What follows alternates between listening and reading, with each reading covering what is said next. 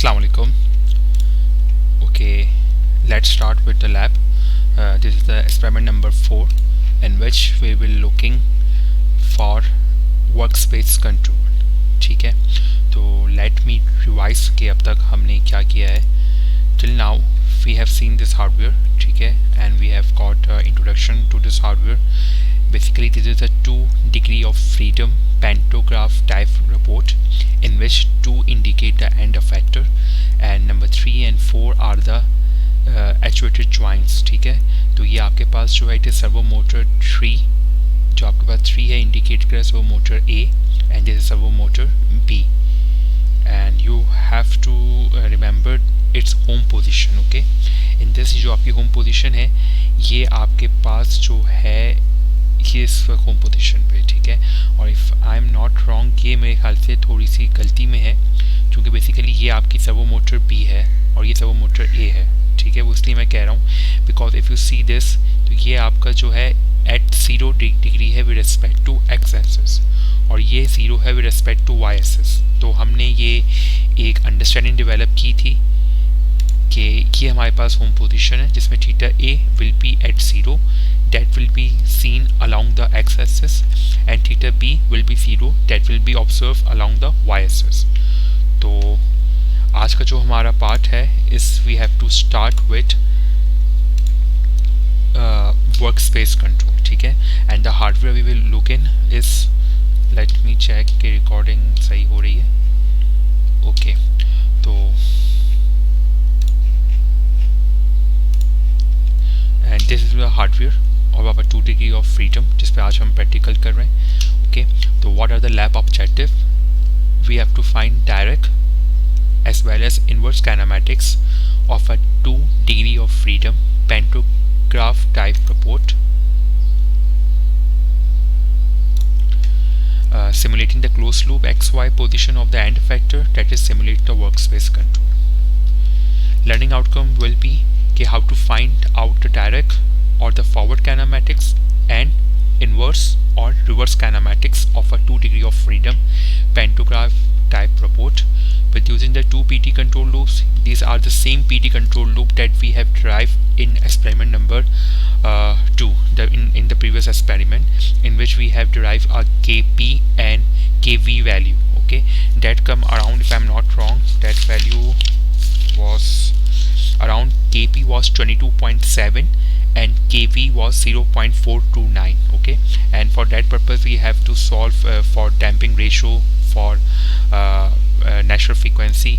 okay, then we have drive all that in. These are the, I am talking about that question which we have done in experiment number 2. okay, so with the using a 2 PT control loop that we have already drive in experiment number 2 on the servos with the kinematics simulate the closed loop XY position of the end effector that is simulate the workspace control. To background, what is a workspace? Workspace is the coordinate system describing the state of the end effector. In this case, what is end effector? End effector is this point. okay, I want to know the position of this. ठीक है, तो how we will calculate? By giving some voltages. Using the kinematics and joint space control, the planar position of the 2 DOF robot end effector can be controlled. This is called the workspace control. okay, now we will focus on direct kinematics. ठीक है, what is direct?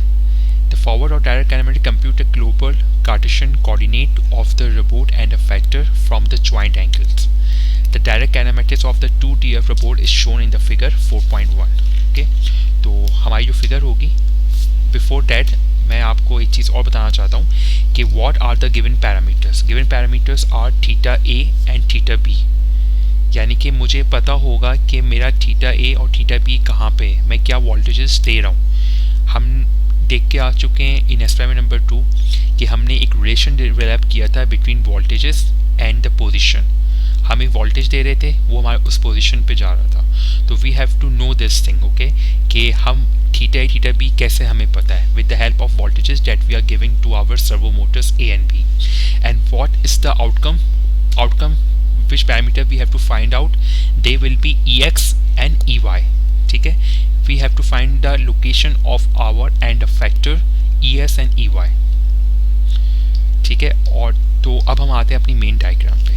तो ये हमारे पास main diagram होगी in which we have to calculate E X and E Y of this end effector and the parameter that will be given to us is theta A and theta B.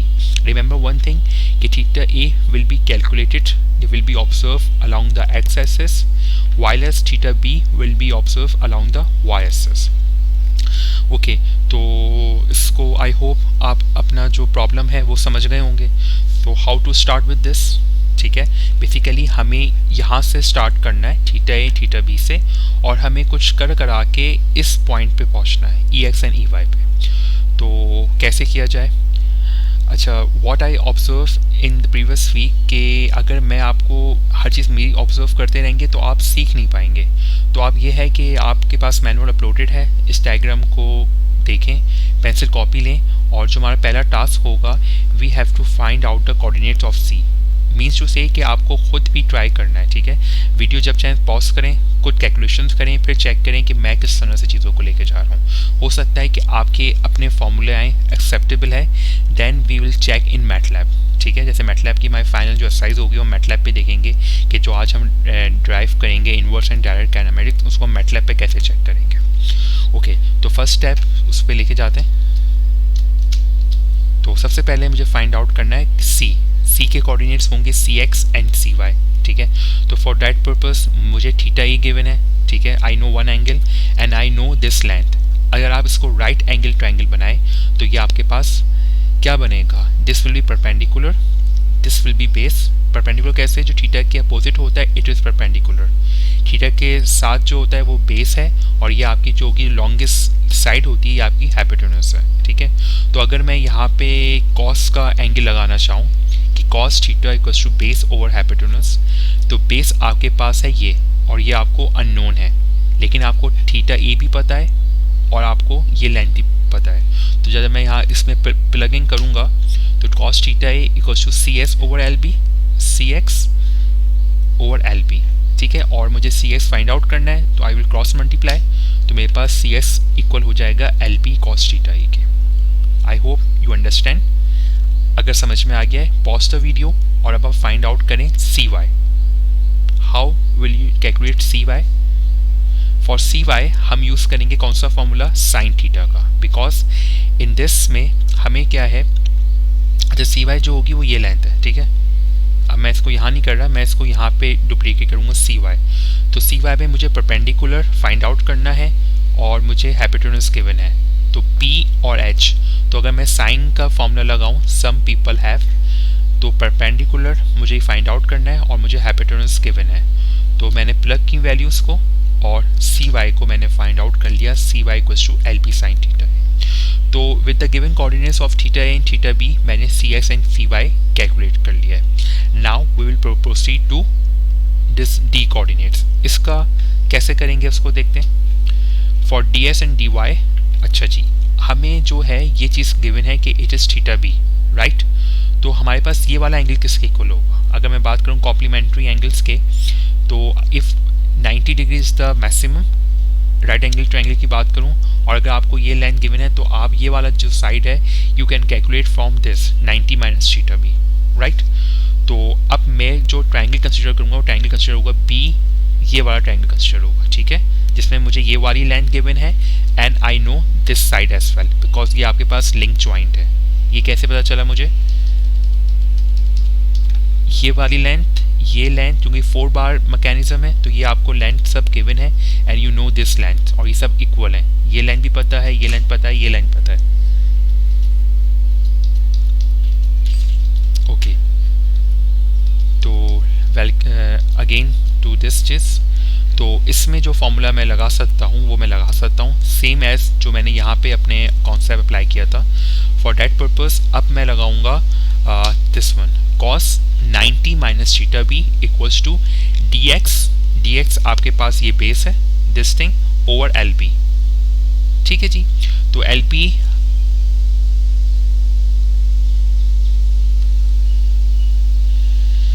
Sorry not L B आपके पास ये है hypotenuse है, ठीक है।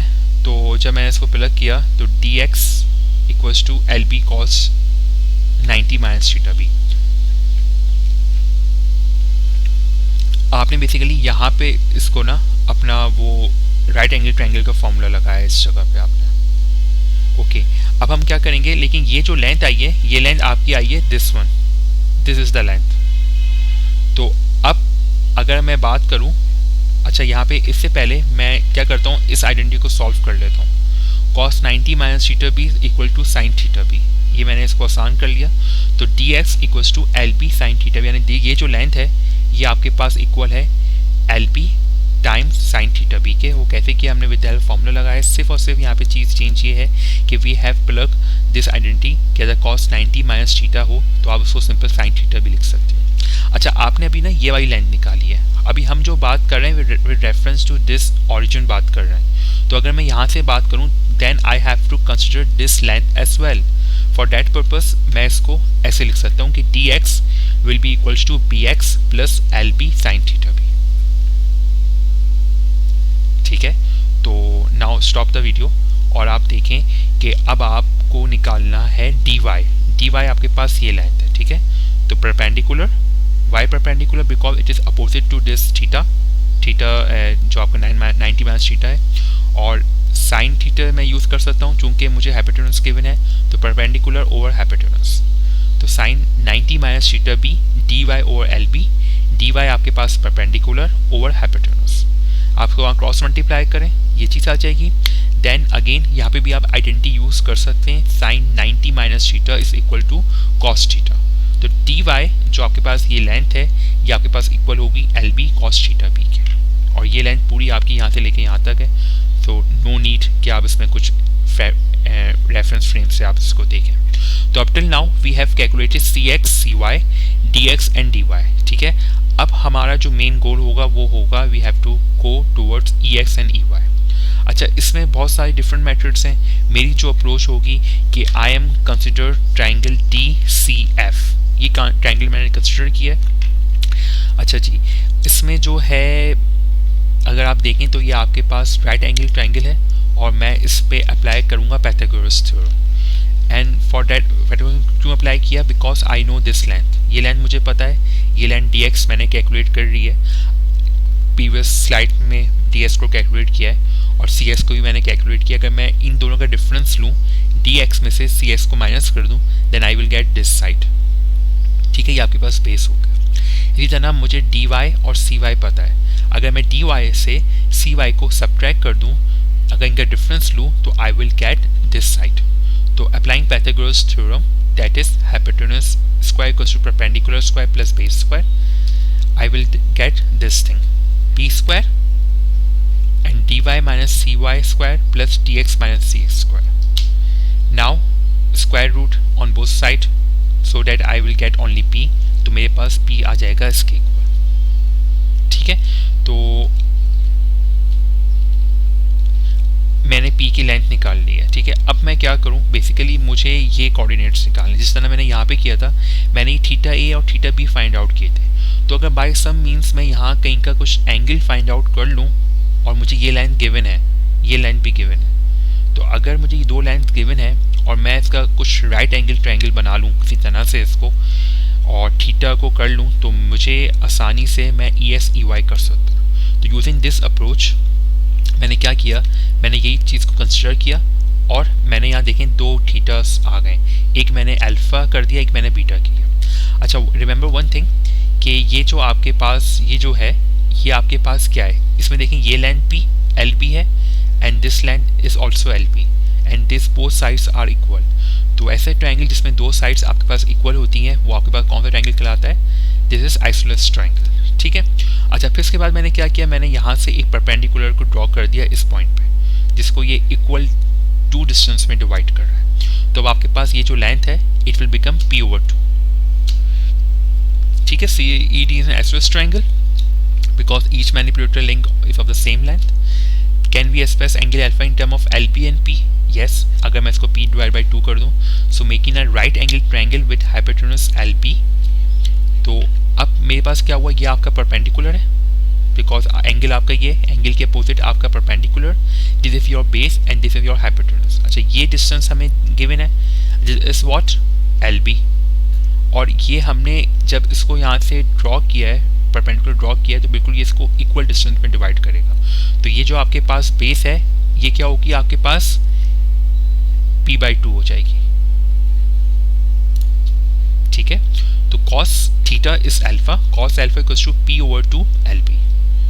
और अगर मैं इसको वो करूं cos इनवर्स लूं तो मेरे पास अल्फा इक्वल आ जाएगा cos inverse P/2 LB। Or cos आपके पास यूज होता है इन द मैटलैब, इसलिए मैंने इसको मैटलैब के रेफरेंस से इसको आर cos लिखा है। तो आपने अल्फा फाइंड आउट कर लिया है। तो जब आपने अल्फा फाइंड आउट कर लिया है तो आप बीटा भी फाइंड आउट कर सकते हैं, ठीक है। क्योंकि मैं जब बीटा कैसे फाइंड आउट करेंगे, बीटा के लिए मैंने ये वाला ट्रायंगल कंसीडर करूंगा, ठीक है। बीटा ये है, तो बीटा के सामने आपके पास ये क्या हो जाएगा, this is perpendicular, this is base, और ये आपके पास हाइपोटेनस है। तो इसको आप किस तरह से कर सकते हैं, take the tangent of beta to get. अच्छा, इसमें हम टेंजेंट क्या होता है, to base push, perpendicular over base. तो मुझे परपेंडिकुलर भी गिवन है और बेस भी गिवन है, तो tangent beta will be equals to dy minus cy, perpendicular over base dy minus cy, and जो बेस है dx माइनस cx। आप चाहें तो उसको कोई और फॉर्मूले से भी कर सकते थे, आपको p साइड गिवन थी, ठीक है, तो आप इसको उससे भी कर सकते थे। तो इट्स अप टू यू, आप टेंजेंट लगाएं किससे लगाएं, आप इसको मैं ऐसे साइन थीटा से भी कर सकते थे, ठीक है। तो बीटा इस आपके पास क्या आ जाएगा, beta equals to tan inverse dy minus cy over dx minus cx। बहुत सारे फॉर्मूले ड्राइव कर सकते हैं, बस we have to make sure कि आप इसको ड्राइव करें, लिखें अपने पास, और जब आप इसको मैटलैब पे इम्प्लीमेंट करेंगे तो आप ये वाले फॉर्मूले करें। इसमें हम चेक करेंगे कि हमारे जितने जो ड्राइव डेरिवेशन किए इज गुड और not good.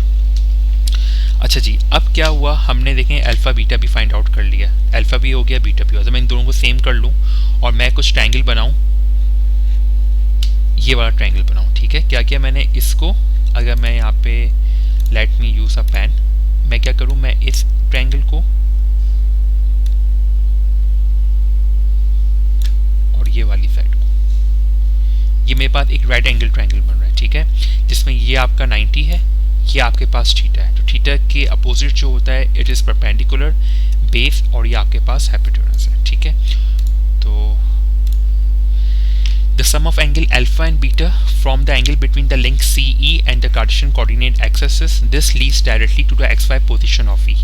The forward kinematics of the end effector in the x-axis and the y-axis therefore क्या होंगे हमारे पास, हमने ये ट्रायंगल कंसीडर किया, दिस अल्फा प्लस बीटा, ये हमारे पास एंगल सी एच और ई, इसमें हम ट्रायंगल सी ई एच पे हम अपनी राइट एंगल ट्रायंगल का रूल अप्लाई करेंगे cos थीटा वाला। तो cos alpha plus beta will be equal to base over hypotenuse, ठीक है। बेस मेरे पास क्या है, थोड़ा सा यहाँ से ये ज़्यादा हो गया, बेस आपके पास ये चीज़ है, अगर मैं इसको यहाँ, बेस आपके पास जो है वो ये चीज़ है, ठीक है। तो बेस ओवर हाइपोटेनस, तो base you have to calculate, जिसको लेट से मैंने लिख दिया, क्या होगा, EX माइनस CS हो जाएगा। ये चीज़ क्या है, EX में से CS को माइनस कर देंगे, ओवर परपेंडिकुलर हाइपोटेनस हमारे पास LB है, तो LB को वहाँ जाके मल्टीप्लाई करेंगे, ठीक है, और इस CS को वहाँ पे ले जाएंगे, तो आपके पास जो EX आ जाएगा it will be CX plus LB cos alpha plus beta, ये आपके पास EX के कोऑर्डिनेट्स आ गए। Same is true for the EY, यही अप्रोच हम यूज करेंगे। अच्छा, उसके लिए हमारे पास अप्रोच वही होगी, ठीक है, बस इसमें हमारी आइडेंटिटी चेंज हो जाएगी। इसमें हम अब हमें क्या है, अब हमें we have to calculate this thing, ये हमें कैलकुलेट करनी है, ठीक है। अब इसमें मुझे ये चीज़ गिवन है, ठीक है, तो मैं यहाँ पे यूज़ कर सकता हूँ, और ये मेरे पास थीटा है, ये परपेंडिकुलर है और ये हाइपोटेनस है, ठीक है। तो साइन यूज़ कर सकता हूँ फॉर दिस थिंग, तो sine alpha plus beta perpendicular over hypotenuse, और परपेंडिकुलर आपके पास क्या है, ये आपको फाइंड आउट करना है, एंड फॉर द हाइपोटेनस आपके पास जो है ये लाइन आपको LP दी हुई है, और ये जो चीज़ है ये क्या है, E Y you have to subtract C Y, E Y में से आप सी वाई को सब्ट्रैक्ट कर देंगे, ठीक है, क्रॉस मल्टीप्लाई करेंगे, then you get this thing. तो अगर मैं समराइज करूं तो हमने क्या किया, first of all we have calculate C Y then C X with the help of this given thetas. इसी तरह हमने D Y and D S calculate किया for with the help of this theta B. Then हमने एक parameter निकाला P जो कि triangle के लिए था, फिर हमने एक अल्फा कैलकुलेट किया, ठीक है, बीटा कैलकुलेट किया, और फिर हमने इसके रिलेशन से ई एक्स और ई वाई फाइंड आउट किया। तो basically this are the equation, this are the फॉर्मूले जिससे हम थीटा ए और थीटा बी से हम पहुँचे हैं ई एस और ई वाई की तरफ, ठीक है। तो अगर मैं यहाँ पे करूँ थीटा ए एंड ये हमें गिवन था और हम इसकी मदद से हम पहुँचे हैं ई एक्स पे और ई वाई पे, ठीक है। तो ये आपके पास फॉरवर्ड काइनेमैटिक्स का है। अब आपके पास ये आपका टास्क होगा कि आप इसको पूरा मैटलैब पे लेके फंक्शन बनाएं और इसको ड्राइव करेंगे, आपके पास क्या वैल्यूज आ रही हैं। आप थीटा की कोई वैल्यूज दें तो ई एस ई वाई क्या आना चाहिए आपके पास। Okay, now proceed to inverse kinematics. Inverse kinematics पे आपके पास जो है वो आपके पास क्या है कि आपको E X and E Y आपको गिवन होगा, you have to calculate this theta A, ये आपको थीटा ए निकालना है, ठीक है, ये आपको थीटा बी निकालना है, और आपको कोई गिवन होगा ई एस ई वाई आपको गिवन होगा। तो इसको आप कैसे कर सकते हैं, तो अगर मैं देखूं यहाँ पे आपकी हेल्प के लिए बहुत सारे ट्रायंगल बनाए हुए, ठीक है। अगर आप देखें तो ये ट्रायंगल ये बना हुआ है कुछ, ठीक है। तो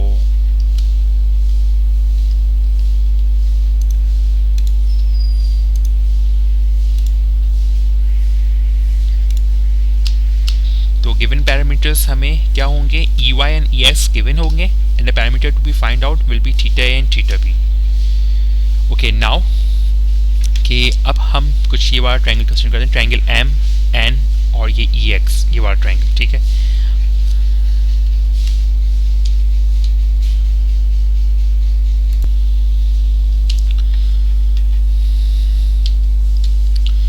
ठीक है, अच्छा जी, तो कुछ ये कंसीडर करेंगे।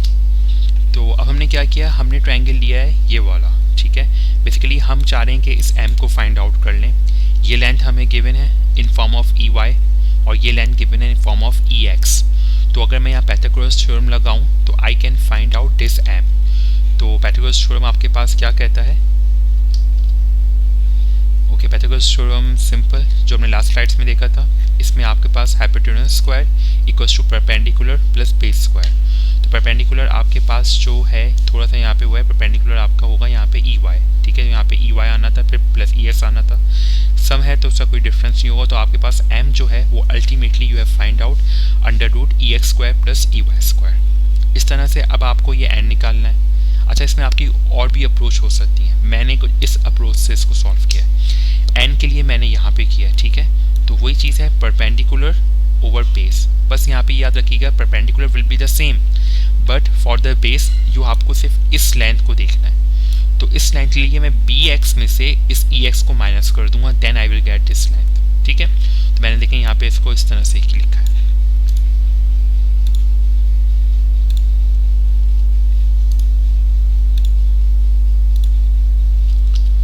अच्छा जी, अब हुआ क्या है कि अब हमने क्या कर लिया, अगर मैं कुछ बात करूं इस वाले ट्रायंगल की, ठीक है, ये वाले ट्रायंगल जो मैं हाईलाइट कर रहा हूं, इस वाले ट्रायंगल की मैं बात करूं तो बेसिकली मुझे ये लेंथ गिवन है, ठीक है।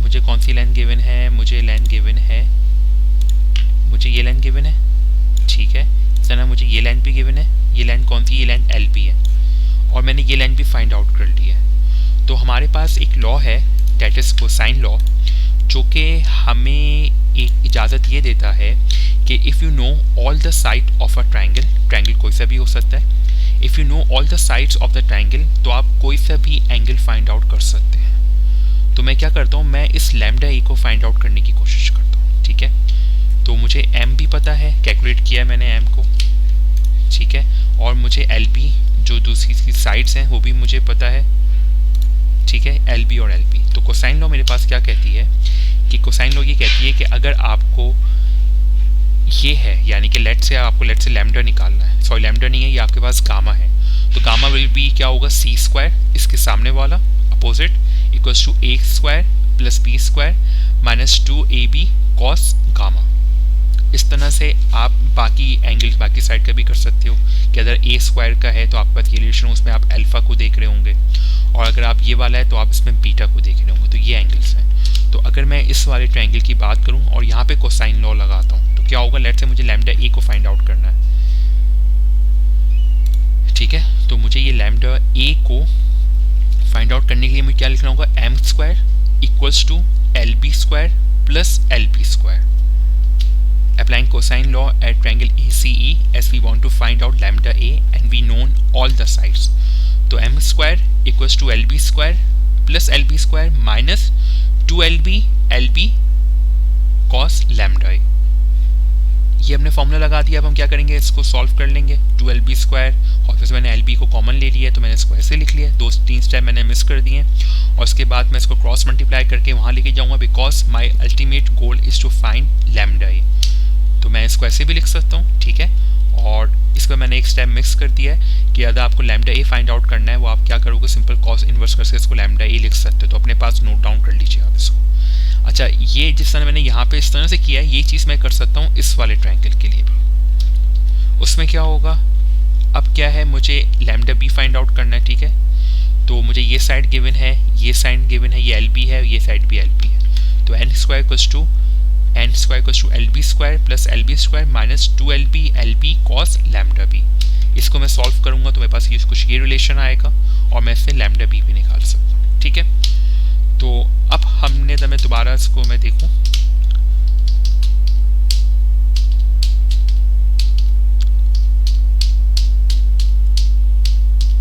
सॉरी, तो मैंने क्या किया, मैंने लैम्डा ए फाइंड आउट कर लिया, ठीक है, और यहाँ से लैम्डा बी फाइंड आउट कर लिया। तो नाउ अब मैं आपको नहीं करवा रहा, इज योर टास्क कि आप लैम्डा ए से टूवर्ड्स प्रोसीड करें फाई ए की तरफ, और जब आप फाई ए निकाल लोगे फिर आप निकालो सिग्मा ए, और अगर आप सिग्मा और फाई निकाल लोगे तो अगर आप सिग्मा ए में से फाई ए को माइनस कर दो तो विल यू गेट थीटा ए, ठीक है। तो अगर आप यहाँ पे देखो, मैं आपको एक हिंट दे देता हूँ फाई ए के लिए कि आपके पास ये साइड भी and this side as well, ये दोनों साइड आपके पास इक्वल हैं।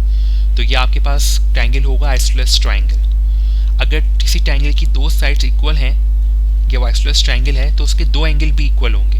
अगर ये लैम्डा ए है तो ये फाई ए और ये भी फाई ए ही होगा। तो यहाँ पे आप ट्रायंगल के जो एंगल्स का सम होता है, it is around what, it is around 180 degree, 180 होता है। तो 180 इज इक्वल टू लैम्डा ए, और यहाँ पे क्या होगा 2 टाइम्स थीटा ए हो जाएगा, ऐसा ही होगा। तो इससे मैं फाई ए भी, सॉरी ये थीटा नहीं फाई ए। तो 180 is the sum of the angles in a triangle is equal to lambda A plus, मैंने यहाँ 2 क्यों लिखा, बिकॉज दोनों साइड्स इक्वल हैं। जब दो साइड इक्वल हैं दिस इंडिकेट कि दो एंगल भी इक्वल होंगे, तो वो दो एंगल मेरे ये, एक एंगल तो मैं लैम्डा ए, दूसरा एंगल मेरा ये होगा। तो यहाँ से मैं फाई ए निकाल सकता हूँ। Same is true for this triangle as well, ठीक है। तो अब आप सिर्फ और सिर्फ सिग्मा ए का सोचें कि how will you find out sigma A, ठीक है। आप चाहें तो ये वाला ट्रायंगल कंसिडर कर सकते हैं, तो आप सिग्मा ए भी निकाल लेंगे और फिर अल्टीमेटली आप थीटा ए की तरफ चले जाएंगे। Thank you class. अच्छा, इसके बाद सॉरी वन मोर थिंग, तो योर टास्क, मैं दोबारा आपको टास्क दिखा दूँ कि आपका टास्क जो होगा कि your task to complete the pre lab questions and complete in manual. तो प्री लैब क्वेश्चंस आपको 3 दिए हुए हैं जो कि मैनुअल में है, और I am talking about experiment number 4, तो आपको वो यहाँ पे कंप्लीट करना